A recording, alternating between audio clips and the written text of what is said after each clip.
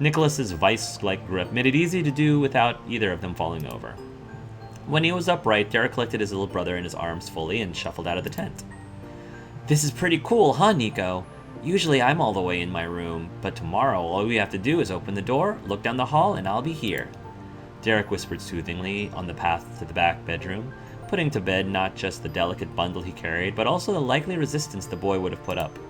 George trailed behind his other brothers. He didn't need the extra help, but Derek stood in place. He didn't move until the middle one could come up by his side. Altogether, the three Suarez sons went through the door. He waited in the living room quietly. Maybe a minute or two passed before Derek switched off with his parents. He came out empty-handed, and they went in. He took wide, tiptoeing steps over to the campsite. His sleepiness from before was wiped away by a second wind of excitement. Derek made it back to the tent and put a hand to his mouth, watching the hall like a hawk for any sign of his family. It's all good. We've got to change to our pajamas, but we don't have to go to sleep for real. You got to your feet, his eagerness rubbing off on you. I finally get to be alone at last with Derek. The both of you quietly bustled between the bathroom and living room, finishing all last-minute prep. Derek's parents lingered at the edge of the hallway until both you and Derek were completely set.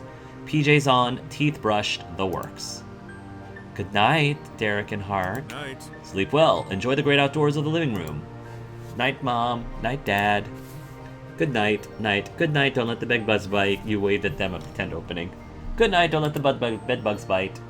Mr. Suarez hit the light. The condo blinked into darkness. There were footsteps, silence, and the click of a door opening and shutting. His parents had returned to their own bedroom, this time to turn in for the rest of the night. With the opening and intermission over, part 2 of the Derek and Hark at-home adventure out could begin. Derek went from sitting up perfectly straight, ready for some non-existent interview, to dropping forward onto his stomach. He squirmed around using his elbows. The effort fluttered the tent and blankets, making a soft crinkling sound. When he had positioned himself facing you, Derek rested his head against the top of one fist. He grinned keenly. The rest of his family might have been right across the condo, but this was still the first chance to talk just between yourselves since the sleepover started. He'd been waiting for it. Oh, look at Derek in his pajamas. He's so adorable. Hey, Hark. His cheeks lifted high enough to push up the bottom of his eyes as he whispered with a childlike sense of secret sharing. So... I was wondering, if we were being totally, completely serious, what would you want to be doing in the future? Do you have, I don't know, a goal or a dream? Yeah, I do. No, not really. You nodded without a word. You shook your head at the question. My dream is exactly what you were saying before. I'm serious about that. I said, I'll say yeah, I do.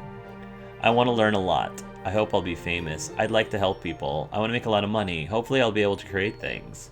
I want to be very skilled. As an adult, I would want to travel. It would be amazing to fall in love. I really want to actually feel like I'm a responsible adult, but it's a secret.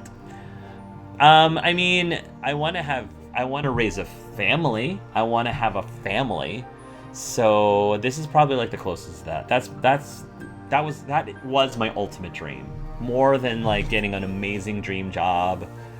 More than, I don't know, being able to be skilled or being famous or whatever, is like falling in love, having kids, raising a family. It would be amazing to fall in love. Yeah. I really want to actually feel like, as an adult, I don't want to travel. I want to be very skilled. I want to learn a lot. I hope I'll be famous, like to help people. I want to do a lot of money. Hopefully be able to create things. Hopefully I'll be able to create things. I bet it'd be amazing. I'd like to help people. You're so nice. I do want to make a lot of money. I would be lying if that wasn't one of my, motivations. It's not the most important motivations, but it's a motivation. I want to make a lot of money. I can get that. I want to be very skilled. Same. I want to learn a lot. Knowledge is power. I don't really care about fame. I'd like to travel, but I wouldn't say that's like a dream of mine. I really want to actually feel like I'm a responsible adult. I feel like I'm already pretty responsible, even as a middle schooler. I felt pretty responsible already, and that sort of thing. Cool. Thanks for telling me. Derek contemplatively rolled over on his back. The arm that he had held his chin up was now tucked under his head for support there instead. His eyes never broke away from yours, despite flipping upside down. He could move as freely as he wanted, and was taking full advantage of that. When his siblings are around, he had to work with 8 limbs and 2 heads thanks to Nicholas's literal attachment to him. And that got your train of thought fully on the track of siblings. You opened your mouth and said, "I wish I had a little sibling. I'm so glad I'm the youngest in my family. I wonder what it'd be like to be an only child. I wish my older sibling was as nice as you are. I wish I had a second big sibling. Siblings are complicated. I wish my older sibling was as nice as you are." Derek made a valiant attempt to nod along from his lopsided position. Elizabeth isn't a super helpful role model. Sorry if that's mean. I 100% agree. It's true. He covered his mouth with his free hand to keep his snickers from getting too loud. Do you ever wish you had a big sibling? How does it feel to be the oldest? Would you want more or fewer siblings? You quietly thought, I think I know the answer to this one. Do you ever wish you had a big sibling? His gaze trailed away from yours for the first time so he could stare at this tense ceiling. I don't think so. Maybe I've never needed a big sibling to look up to because I already had someone for that. My dad. That's very sweet. Oh, that makes sense. The air in the near-complete darkness had felt warm and comfortable, but the atmosphere began to change. It was too subtle to say exactly why, but enough for you to notice. Hark? Derek reversed his position again, getting on his stomach. His arms were crossed over the floor in front of him, and he rested his cheek down against them. Derek's eyes were on the ground, too. Was it annoying? Would it be weird to ask if you're having fun? Did I not make it obvious enough for you, kiddo? No, it wouldn't be weird. Too late, you've already made it weird. I'm having fun. Are you having fun? Why are you asking? You looked at him incredulously. I'm just gonna turn it around to him. Are you having fun? Yeah, definitely. He clicked his heels together in a rhythm, soft taps and rustling of the blanket, 1, then 2, and 3, 4 in quick succession, and it repeated again. Derek mumbled into his forearm. I was just really hoping this would be a nice time. The pensive look on his face, the tension in his tone, and your heart pounding harder. Everything felt very serious. Forget it. It's nothing. The squeezing pain in your chest eased, though somehow it was more of a disappointment than relief. But Derek sprung up on his palms, bringing his head up to your level and beaming directly at you. Have you watched anything cool recently? George and I have been showing Nicholas a lot of great stuff he could see before because he was too little when they came out. He kicked the ball in a new direction and had too high of a defense for you to maneuver it back. But that was alright. You could talk to Derek about anything. You and Derek continued to bounce from topic to topic. You quietly spoke your thoughts out into the air while hidden away from the rest of the world in your camp. It went on through the night until, before you realized, your eyes were opening to the morning sunlight. Oh my goodness. But there was no peace in Derek's household. Did we just stay up the entire night? Oh, whoops. It's morning! After giving his war cry, Nicholas barreled from his room and catapulted himself into the tent. Derek wrestled with Nicholas on the blankets in a tickle fight. It was a memorable way to begin the day. For breakfast, there was the same cereals you remembered from the trip. Oh, it is cool that they took in consideration that we went to the boardwalk. Nice. So for those people who actually normally play from left to right, I've seen a couple. I didn't watch them, but I took a semi-sneak peek at people who played through this game before, and I noticed that the two that I saw started from the leftmost, and I'm like, why start from the left? Why don't you just pick and choose? So maybe if you're used to seeing people go from left to right, not sure if that's what they ended up doing, maybe this is going to be like a totally different experience because of the fact I'm going from right to left. For breakfast, there was the same cereals you remembered from the trip to the boardwalk, and also instant oatmeal packets to choose from, plus fruits, berries, and nuts to top it with if you want. Top it with if you wanted. Each bowl was prepared to its owner's specifications, either by themselves or by Mrs. Suarez, for those too little to reach anything. You got,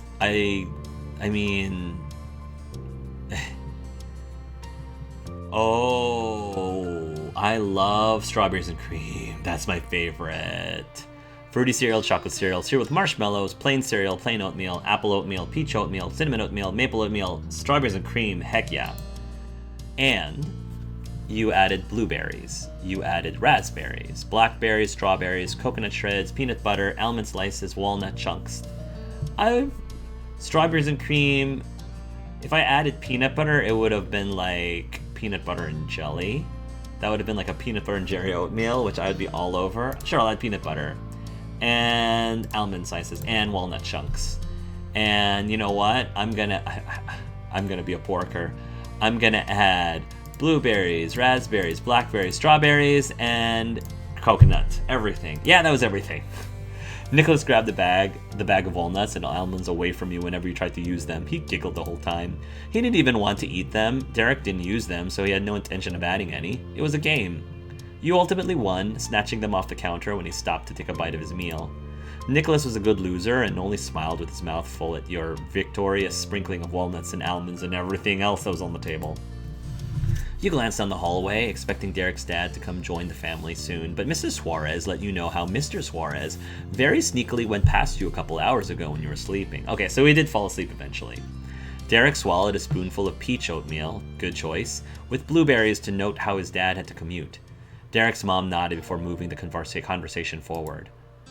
I'll take you home in the evening. The younger ones can stay with Mr. Suarez then. You'll have a peaceful ride.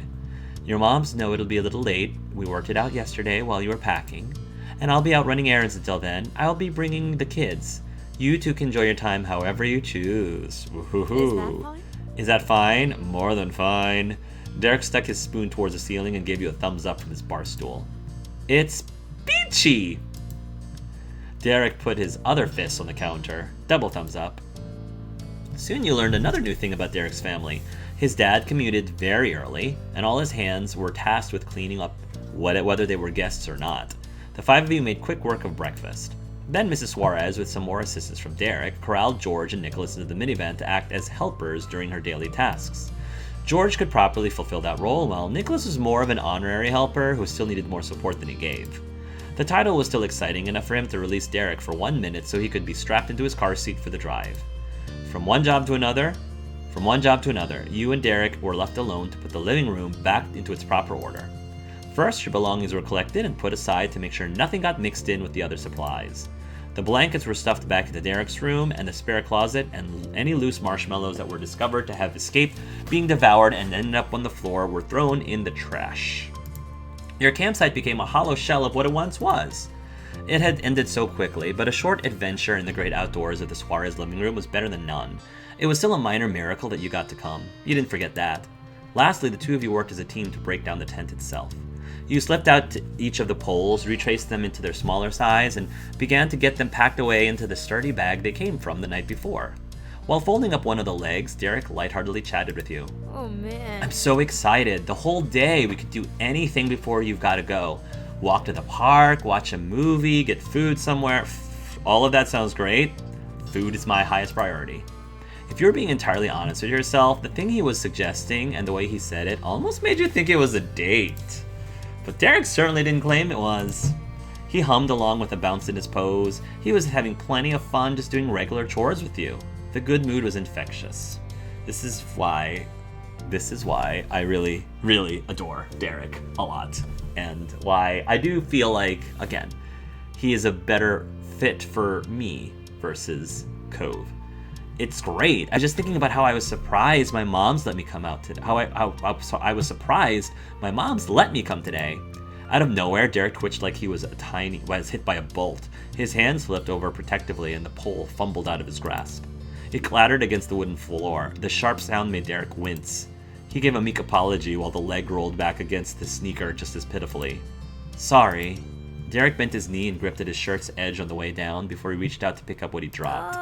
What were you saying? That was pretty off. You didn't miss the blaring sign complete with warning sounds that something was up. But he obviously wasn't comfortable, so you tried to let it go.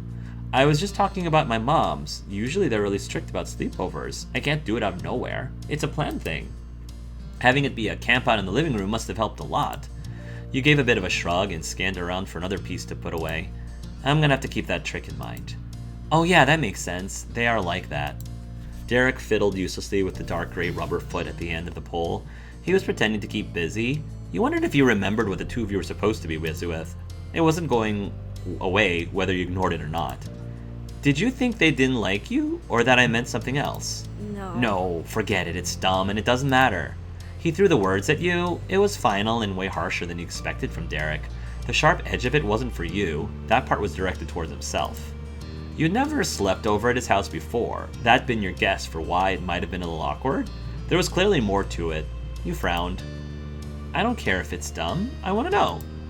His brows angled at the same time. A tight bend formed in the tent leg. The way he twisted it between his hands was too much for the thin piece of pole. He didn't say a word. You can always talk to me about things you know, you spoke comfortingly. Derek, this isn't funny. Tell me what's happening, you said firmly. You gave an encouraging smile. You stared impatiently, tapping your foot to express further frustration.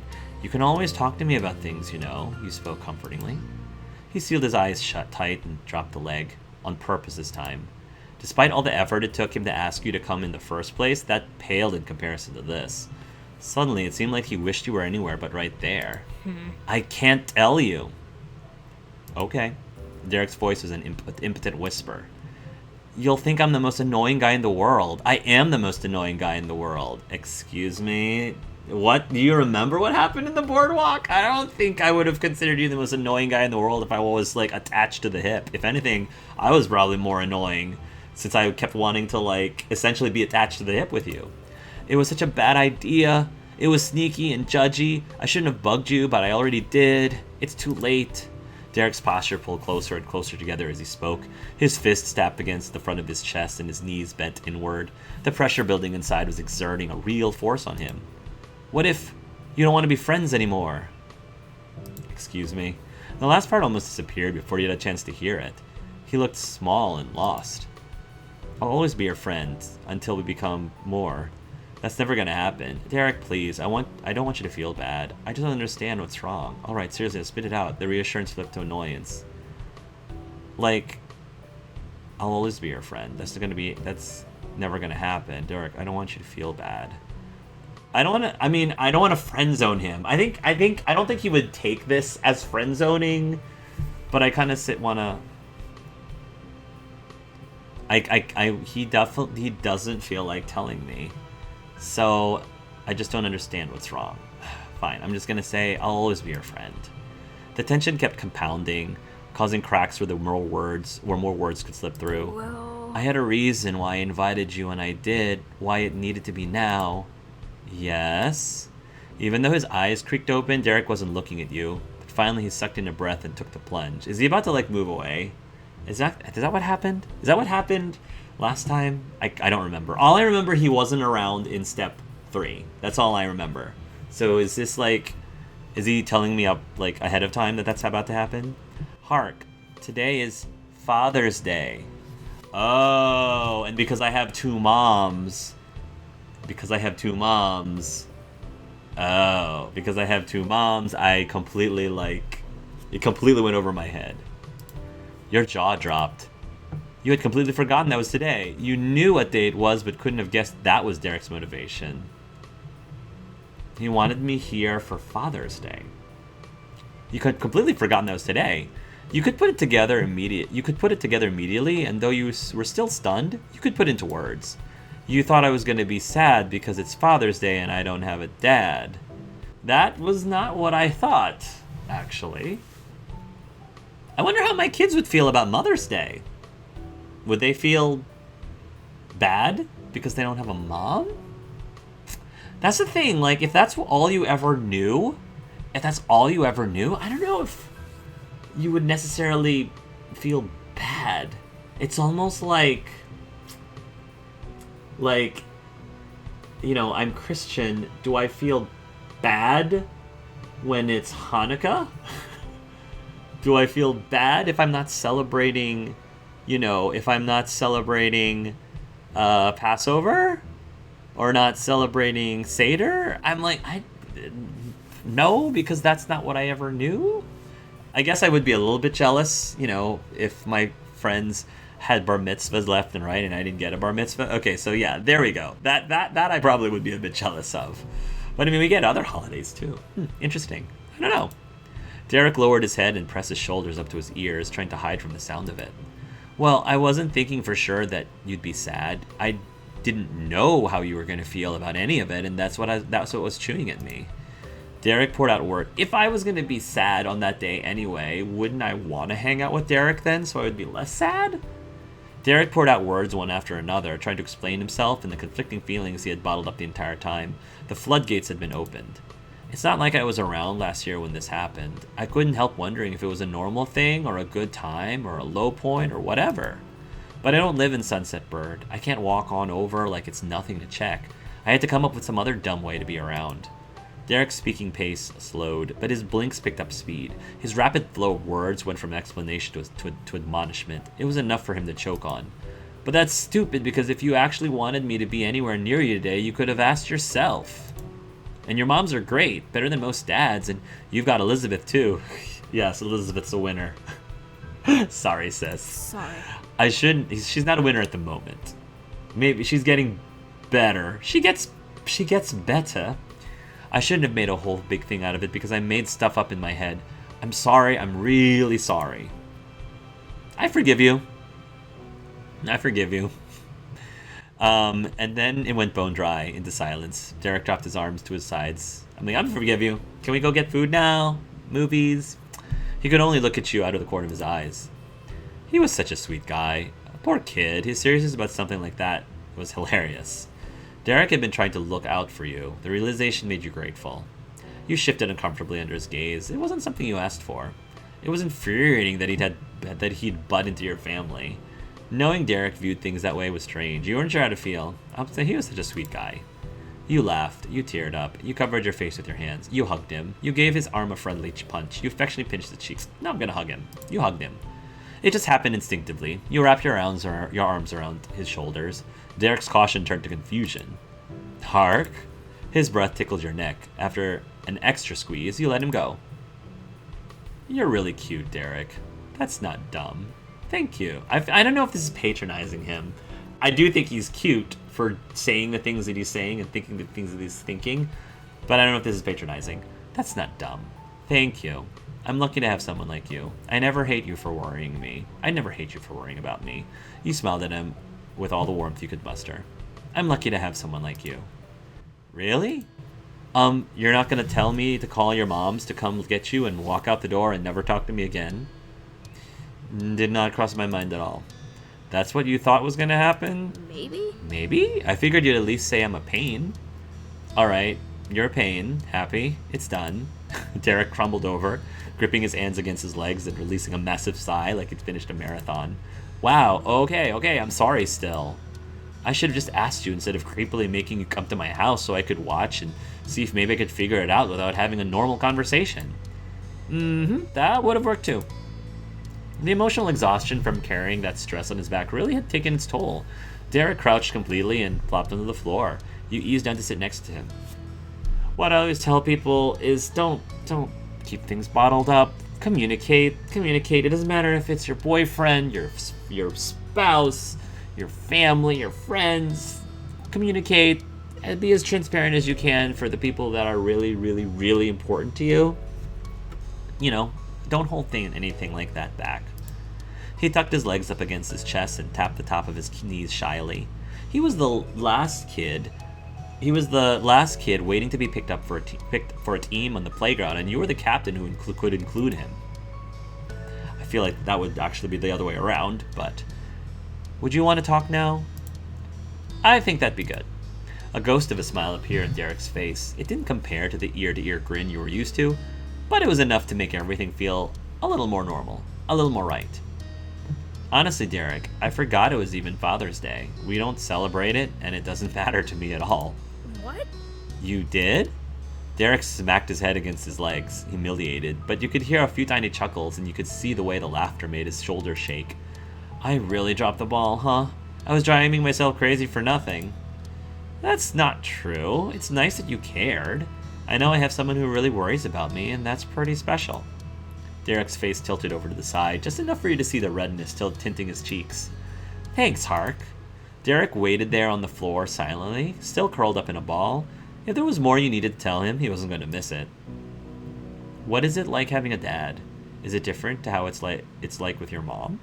I hope this doesn't ruin your own Father's Day celebration. Yeah, I didn't even say Happy Father's Day to his dad. What kind of a friend am I? I'm glad I've got two moms. I wish I had a dad like yours, but you only sat there and not saying anything else. I'm hoping this didn't ruin... That was the first thing that popped in my head. I'm just hoping I didn't mess up your Father's Day celebration. It's more about your dad than it is for, Derek. No way. No way! He slapped a palm against the hardwood floor that made the outburst even more startling. Derek stared at you with complete seriousness. All he'd want is getting a card sometime, and my bros might get him little kid kinds of gifts. A flower from the park, or a Lego guy or something. You being here too is for sure not going to ruin it. Don't worry about that. Dad only wants to party all day on birthdays. But you could still come to those anyway. That's good. Nothing would have made you feel worse than having Derek throw away his and his family's celebration to try to give you one. But it was easy to believe what he said. He wasn't placating you. Derek wasn't a liar, even if sometimes he didn't tell you every thought and feeling in his head, which he really needs to learn to do. What is it like having a dad?